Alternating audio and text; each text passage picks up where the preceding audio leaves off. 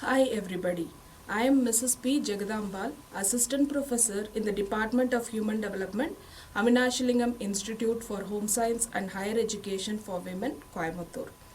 Today, we are going to discuss the characteristics, roles and responsibilities of a school counselor.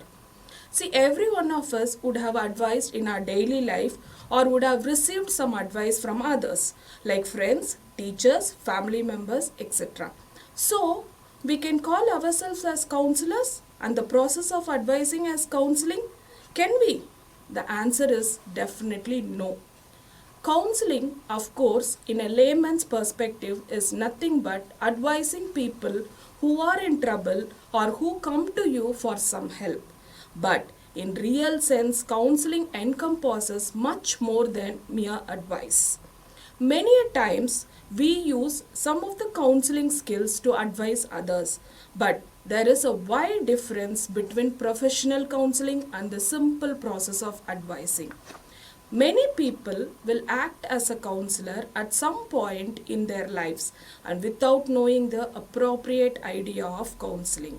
They consider themselves as counselors without understanding the real characteristics and qualities a professional counselor should possess and the role which they should undertake.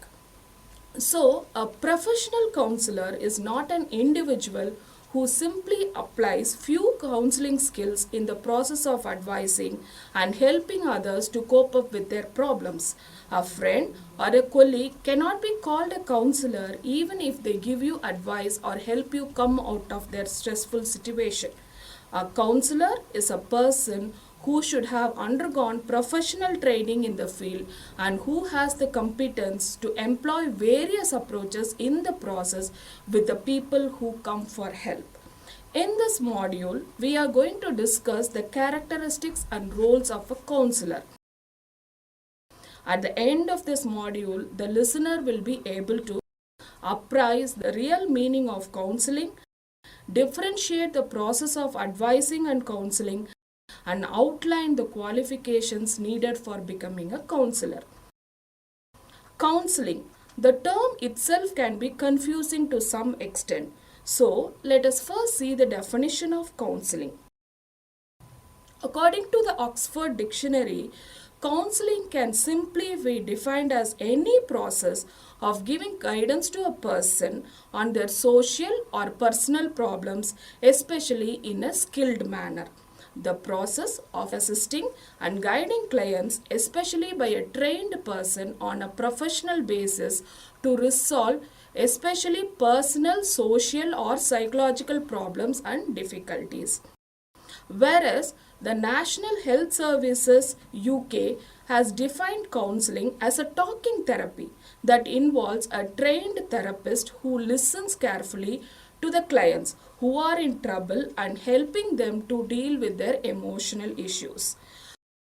School counseling can be defined as a career that focuses on the relations and interactions between school students and their environment in the home, school, and community to lessen the effects of environmental and institutional barriers that hinder the students' academic success.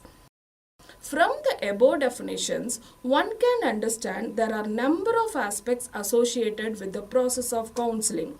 But one thing is clear that the process of counseling is not simply giving advice or telling others what to do and what not to do. So, the overall purpose of counseling is about helping people with problems to cope up with those difficulties rather than instructing them what to do or what not to do.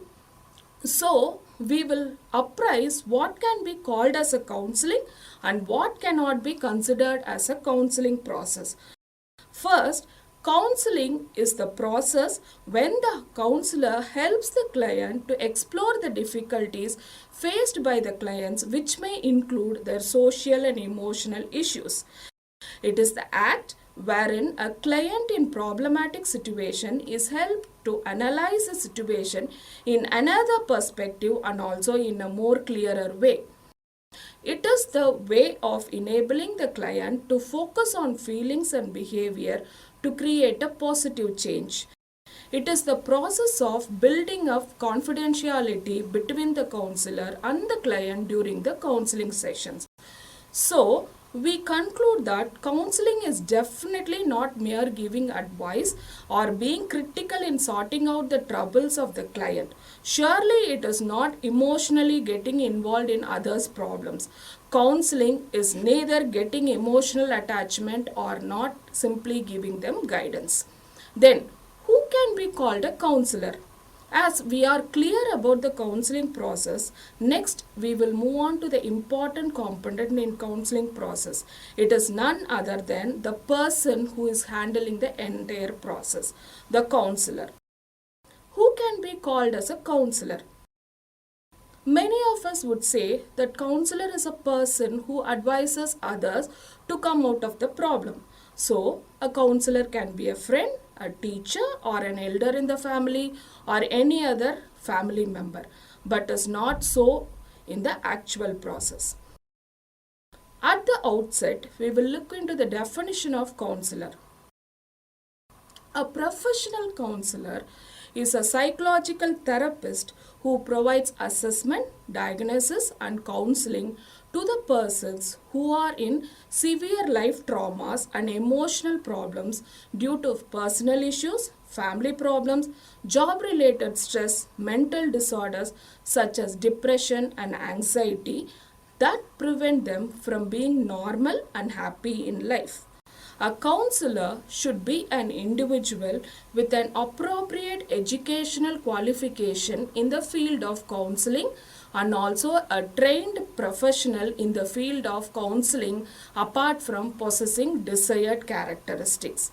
Counselor should possess helping tendency to be effective in their roles and should possess explicit characteristics and skills.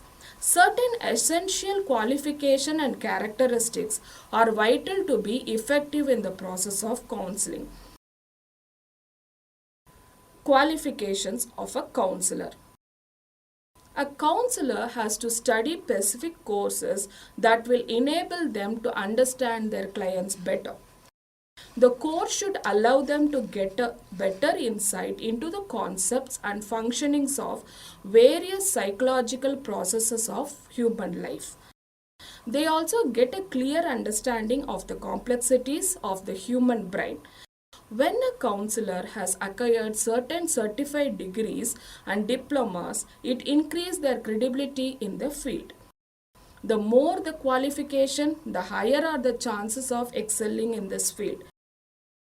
In our country, in order to become a counselor, one might have the following credentials: a bachelor's degree or master's degree in psychology or equivalent subjects, a certification courses of counseling, training with the counseling organization, and practical experience in the counseling industry. A counselor must be well prepared to support the people to use appropriate coping strategies and make adjustments to lead a happy and harmonious life both as an individual and in groups. Thank you for your patient listening.